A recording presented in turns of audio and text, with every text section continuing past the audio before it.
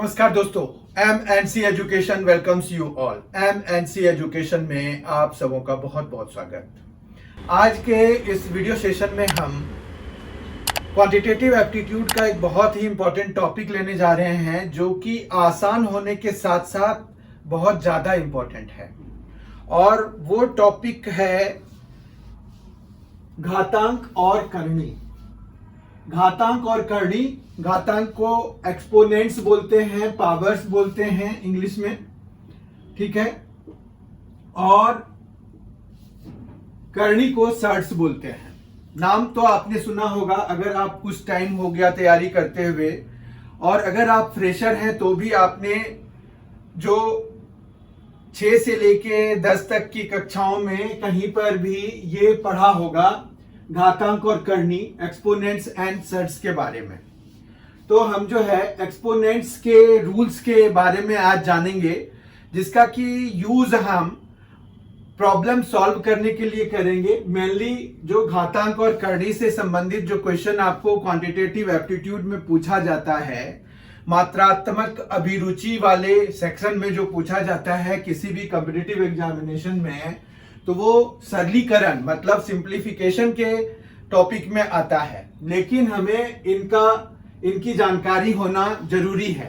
मतलब हमें जो है घातांक और करणी के बेसिस पे क्वेश्चन तो आते हैं, पर वो सिंप्लीफिकेशन मतलब सॉल्व करने के लिए या सिंप्लीफाइड फॉर्म को जानने के लिए हमें पूछा जाता है। तो इसके लिए हमें क्या है कि घातांक और जो हमारे पास करणी है, एक्सपोनेंट्स और सर्ड्स, दोनों की जानकारी बहुत अच्छे से होनी चाहिए। तो हमारे पास यहाँ पर है, जैसे अगर हम एक्सपोनेंट्स के बारे में देखें, a है पावर m, इस तरह से लिखा जाता है। इसका क्या मतलब हुआ? इसका मतलब हुआ कि a को आप m टाइम्स मल्टीप्लाई कराएंगे तो यहां पर जो है हमें मिलेगा जो वो है a पावर m के बराबर। यहां पर हम a को क्या कहते हैं? a को हम कहते हैं बेस, जबकि ये जो है पावर कहलाता है, ठीक है, या एक्सपोनेंट कहलाता है। तो हमारे पास बेस क्या है, एक्सपोनेंट किसको कहते हैं, मतलब बेस और पावर, इसको अगर पढ़ना है तो हम क्या पढ़ते हैं, a raise to power m, a raise to power m। तो यहां पर ये जो है घातांक है m और a जो है बेस है, आधार है, ठीक है। तो अब हमारे पास जो है इसका कुछ रूल्स होता है हमारे पास। अगर दो या दो से ज्यादा अगर हमारे पास घातांक वाले नंबर मिल जाते हैं तो हम उनको किस तरह से ऑपरेट करेंगे ये जानना जरूरी है। तो इसके लिए हमें क्या करना होगा, तो हम देखते हैं यहां पर, जैसे अगर मान रखिए रूल कह सकते हैं इसको, कि हम जो अब कर रहे हैं वो है रूल्स, ठीक है। रूल्स में a पावर m है मान रखिए, इंटू a पावर n है। तो ये आप क्या लिख सकते हैं, a power m plus n। मतलब जब बेसिस सेम है तो पावर्स जो है उनके, मतलब बेसिस सेम वाले अगर एक्सपोनेंट्स हैं, घातांक है जिनका की बेस आधार सेम है, तो उनको जब हम मल्टीप्लाई करा रहे होते हैं तो ये बेसिकली हम उनके पावर्स को ऐड करके निकाल सकते हैं, ठीक है। जबकि इसी तरह का दूसरा है कि अगर आप a power m by a power n कराते हैं तो a power m minus n हो जाएगा, सब्ट्रैक्शन हो जाता है। तो ये रूल बहुत ही इंपॉर्टेंट है। ये सारे रूल्स जो अभी हम कर रहे हैं, ये आपको किसी भी क्वेश्चन को सॉल्व करने के लिए जो कि घातांक या एक्सपोनेंट से रिलेटेड होंगे, उनको सॉल्व करने के लिए बहुत ही यूजफुल होंगे, ठीक है। तो ध्यान रखिए इन सब चीजों का। अब जैसे a पावर m है इंटू a पावर n है, तो हमारे पास बेसिस सेम थे, मल्टीप्लीकेशन की फॉर्म में था, पावर्स ऐड हो गए। जब ये डिवीजन में आया तो पावर्स जो है सब्ट्रैक्ट हो गए। इन चीजों को ध्यान में रखना पड़ेगा। फिर अगर मान रखिए हमारे पास a पावर m है, उसकी पावर में n है, तो हम इसको a power m into n लिख सकते हैं। तो मतलब ये हुआ कि पावर मल्टीप्लाई हो जाता है।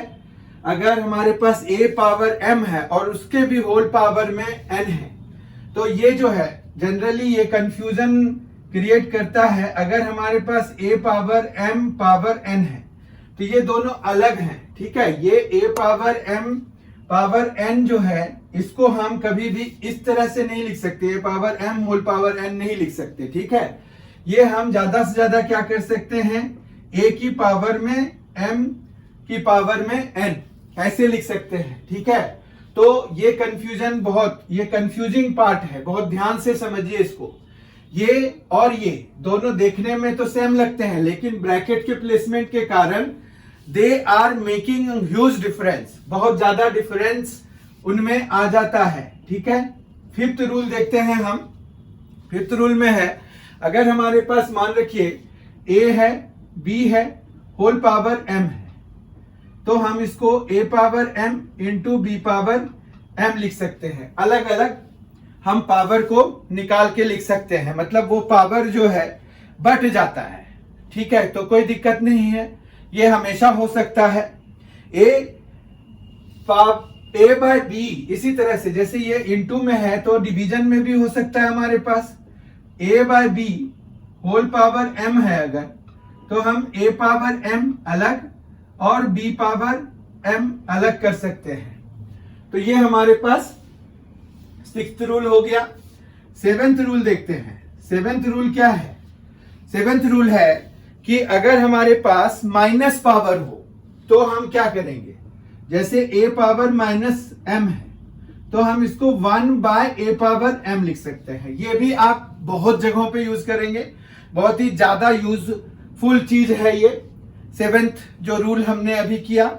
उसके बाद एक और रूल है, अगर आपके पास किसी भी धनात्मक नंबर, मतलब यहां पर ये ध्यान रखिए कि a और जो b है, b भी कई जगहों पे अपीयर हुआ है, तो a और b को आपको धनात्मक मतलब पॉजिटिव रैशनल नंबर लेना है, या पॉजिटिव रियल नंबर भी हम ले सकते हैं, ठीक है। तो a पावर 0 जो है, अगर a कोई भी रियल नंबर है तो उसकी वैल्यू 1 आएगी। अब a कोई भी है, जैसे 2 पावर 0 है तो भी 1 आएगा, 3 पावर 0 है तो भी 1 आएगा, ठीक है। इतना समझने में कोई दिक्कत नहीं है। फिर हमारे पास 9th रूल है कि अगर इसी का एक्सटेंडेड पार्ट है, ये जैसे अगर मान रखिए कि आपके पास a की पावर में m है, उसकी पावर में n है और फिर फर्दर उसकी पावर में p है, तो आप इसको a की पावर में m n p लिख सकते हैं। अब चाहे देखिए ये इस तरह से कितना भी बड़ा हो जाए, तो ये जो है अगर हम देख रहे हैं m n p ब्रैकेट डाल रहे हैं तो ये मल्टीप्लाई हो रहा है, जबकि ब्रैकेट अगर नहीं डाल रहे हैं तो ये सिर्फ नीचे वाले पे ब्रैकेट हम लगा सकते हैं, बाकी पावर्स को पहले सॉल्व करना पड़ेगा, ठीक है। तो दोनों में बहुत ज्यादा डिफरेंस हो जाता है। और 10th रूल है जो कि आप कई जगहों पे यूज करेंगे, वो है कि अगर फ्रैक्शनल पावर हो, मतलब a की पावर में m है और अपॉन में n है, तो ये nth रूट हो गया ना, तो हम इसको फिर यहां पर n और a की पावर में m इस तरह से लिख सकते हैं, ठीक है। तो ये जो है ये जो हम साइन लिख रहे हैं, इसी से सर्ट्स की शुरुआत होती है। सर्ट्स की शुरुआत यहीं से होती है। ये जो रेडिकल साइन हमने लगाया, रेडिकल साइन, करनी, सर्ट्स, ये सभी वही है, ठीक है। तो हम अब करनी के बारे में भी जानेंगे। पहले आपने ये रूल्स ऑफ एक्सपोनेंट्स अच्छी तरह से देख लीजिए कि क्या क्या है, और यही रूल्स आपको सिंप्लीफिकेशन में लगाना है। इस चीज का भी ध्यान रखना है आपको, ठीक है। तो हम जो है अभी करनी के बारे में जानेंगे, करनी के बारे में कि सर्ट्स क्या होता है। सर्ट्स में बेसिकली यहां से ही शुरुआत होगी। तो let us know what are surds, करनी क्या होते हैं। रूल्स ऑफ सर्ट्स जानने से पहले हम एक्सपोनेंट्स के कुछ और रूल्स जान लेते हैं जहां पर कि गलती होने के चांसेस ज्यादा होते हैं।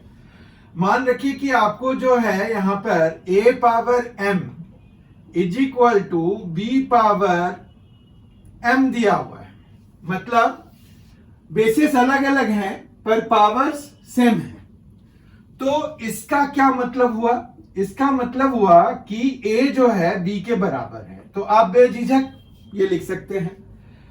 फिर दूसरा है, अगर आपके पास a पावर m है और b पावर n है, a पावर m है और a पावर n है, a की ही पावर n है। यहां पर देखिए बेसिस अलग अलग थे, यहां पर बेसिस सेम है। तो हम जो है इससे क्या कंक्लूजन निकाल सकते हैं कि m जो है n के बराबर है, ठीक है। और हम जो है अगर यहां पर -1 है, उसकी पावर में m है, ठीक है। तो अब m जो है इवन है कि ऑड है, उस पर डिपेंड करेगा कि आपको वैल्यू क्या मिलेगी। अगर m ऑड है तो हमें जो वैल्यू मिलेगी वो है -1, और अगर m इवन है तो वो मिलेगा +1 या सिंपली 1, ठीक है। तो ये रूल्स आप ध्यान रखिए कि अगर पावर सेम है, बेसिस अलग अलग है लेकिन इक्वल टू है, तो ये बेसिस भी सेम होने चाहिए, तभी वो बराबर होंगे।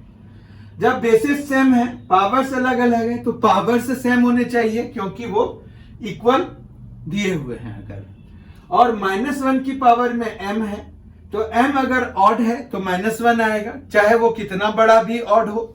और अगर m इवन है तो वो 1 आएगा, चाहे वो कितना बड़ा हो या कितना छोटा हो, ठीक है। तो ये हमारे पास जो रूल्स हैं ये एक्सपोनेंट्स के रूल्स थे।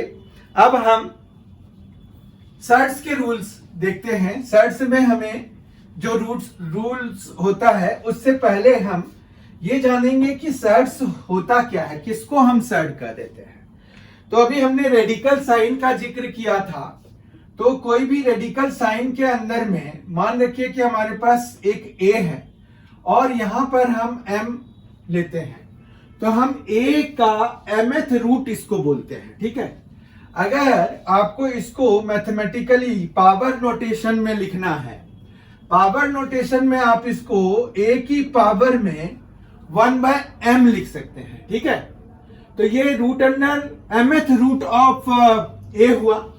mth रूट ऑफ a है, mth रूट ऑफ a है ये, ठीक है।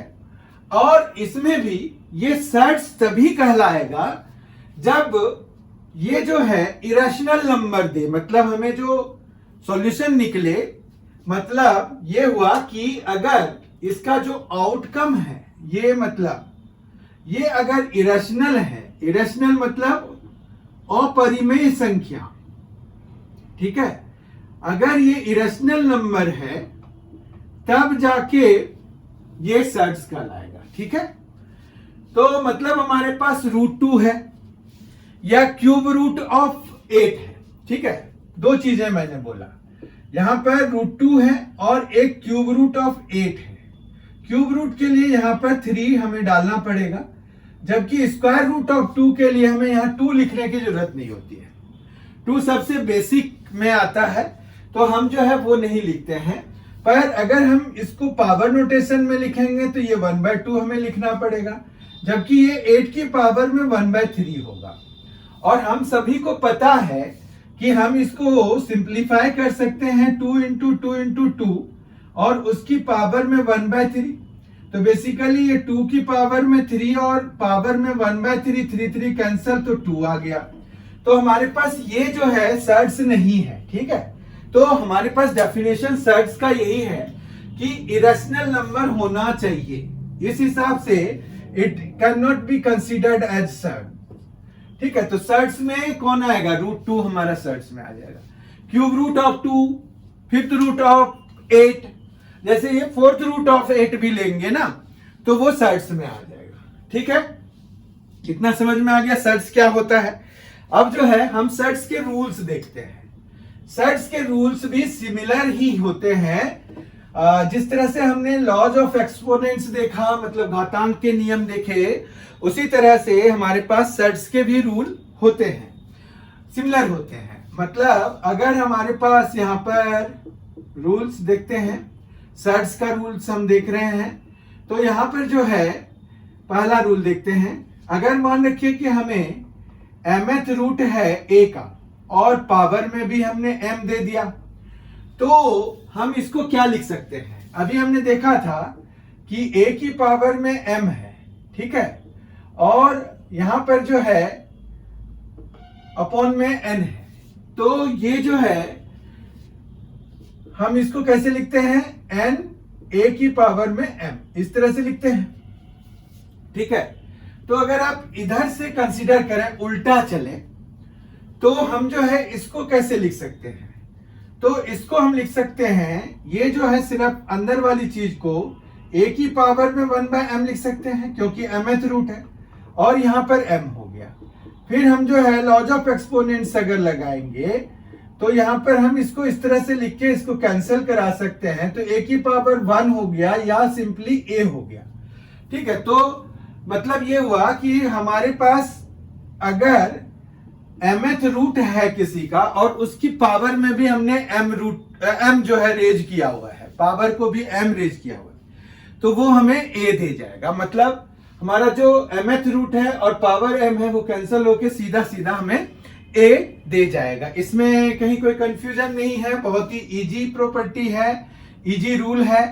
अब मान रखिए हमारे पास m है, mth root of a into b है, दो नंबर्स हैं a b, दोनों पॉजिटिव परिमेय नंबर है, मतलब धनात्मक परिमेय संख्या है, पॉजिटिव रैशनल नंबर्स हैं। a और b हमने पॉजिटिव रैशनल नंबर्स लिया हुआ है, इसको हम q प्लस लिख देते हैं, ठीक है। तो q set of rational numbers को डिनोट करता है, q प्लस अगर हमने लिख दिया तो पॉजिटिव रैशनल नंबर्स को रिप्रेजेंट करेगा। अब यहां पर हम जो है इनको अलग अलग बांट सकते हैं, mth रूट ऑफ a लिख सकते हैं और mth रूट ऑफ b लिख सकते हैं, ठीक है। तो ये एक रूल है, ये आप बांट करके लिख सकते हैं। यहां पर हमारे पास प्रोडक्ट वाला था, तो जिस तरह से प्रोडक्ट का है उसी तरह से डिवीजन का भी हो जाएगा। mth रूट अगर a बाय b का निकालना है तो आप जो है mth root of a by mth root of b कर सकते हैं, ठीक है। यहां तक कोई दिक्कत नहीं है, ये डिवीजन के लिए भी हमारे पास हो गया। उसके बाद अगर हमारे पास मान रखिए इसी में पावर चेंज हो जाए तो फिर कैसा सा होगा? यहां पर mth रूट है a का, पावर में n है, ठीक है। तो हम इसको कैसे लिख सकते हैं?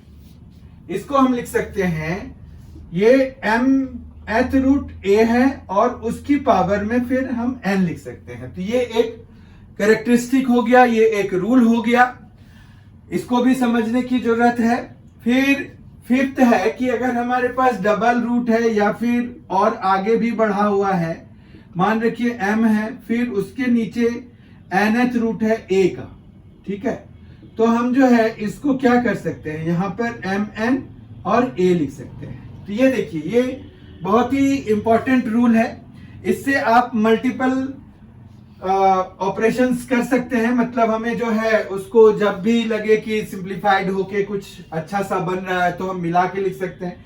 या फिर अगर हमें ये लगता है इजी कि पहले जो है mth रूट निकालना आसान है, पहले हमारा mth रूट निकालना आसान है, तो हम यहाँ पर n को भी अंदर डाल सकते हैं, मतलब ये दोनों स्वैप कर सकते हैं। देखिए m और n है, तो हमें अगर लग रहा है कि हम जो है m रूट ज्यादा आराम से निकाल सकते हैं, तो पहले आप m को निकाल लीजिए, फिर n को निकालिए, nth रूट को निकालिए।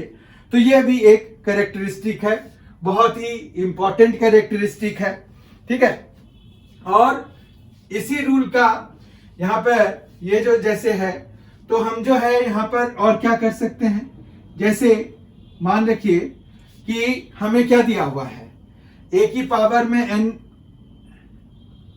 a की पावर में m है और nth, तो हम इसको a power m by n लिख सकते हैं। ये हमने वहां पर देखा, यही सेम रूल है। देखिए ये वाला एक्चुअली आपको लॉज ऑफ एक्सपोनेंट्स और ये काफी मिलते जुलते से रूल्स हैं, तो वो आपको एक जैसे ही दिखेंगे।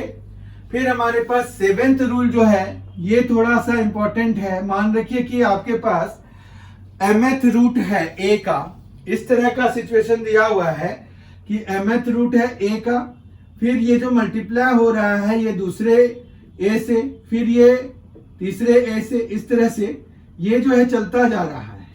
ये इस तरह से मान रखिए कि कितने टाइम्स चल गया, n टाइम्स चल गया, ठीक है। तो n टाइम्स अगर चल गया तो हमें अगर इसकी वैल्यू निकालनी है तो हम कैसे निकालेंगे? तो ये जो है a की power m power n minus 1 by m की पावर n, ठीक है।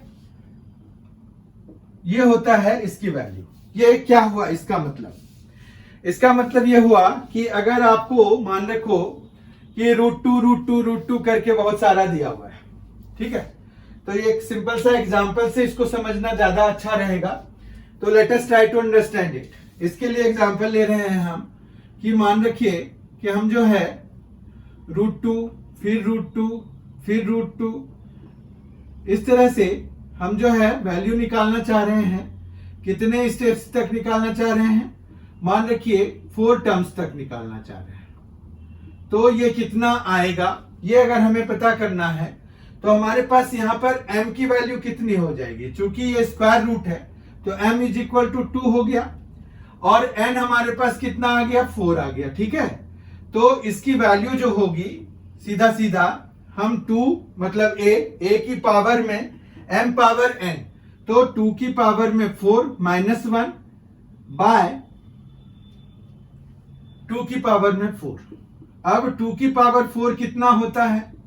16 होता है। तो 2 की पावर 16 माइनस 1 तो ये 15 हो जाएगा और अपॉन में ये 16 आ जाएगा। तो ये 2 की पावर में 15 बाय 16 हो जाएगा, 2 की पावर में 15 बाय 16 हो जाएगा। तो ये जो है हमारे पास क्या हो जाएगा कि इससे डायरेक्टली हम निकाल पाएंगे without actually getting into confusion, ठीक है। तो ये हमारे पास रूल्स ऑफ सर्ट्स थे। तो इस तरह से हमने आज की क्लास में घातांक और करनी देखा, एक्सपोनेंट्स एंड सर्ट्स देखा। आपको इनके रूल्स बहुत ज्यादा ध्यान से देखने की जरूरत है, बहुत ध्यान से समझने की जरूरत है। क्या क्या होता है ये आप रिमेंबर मतलब याद कर लीजिए, ये आपके बड़े काम का होगा। अगर आपने M&C एजुकेशन चैनल को अब तक सब्सक्राइब नहीं किया है जरूर कर लीजिए। क्वांटिटेटिव एप्टीट्यूड के वीडियोस यहाँ पर रेगुलरली आते रहते हैं और रीजनिंग के वीडियोस भी रेगुलरली आते रहते हैं। तो आपके तैयारी में ये बहुत ही मददगार साबित होगा। Thank you so much for being with us. Thanks a lot. Enjoy yourself. बहुत ही जल्द हमारी मुलाकात होगी।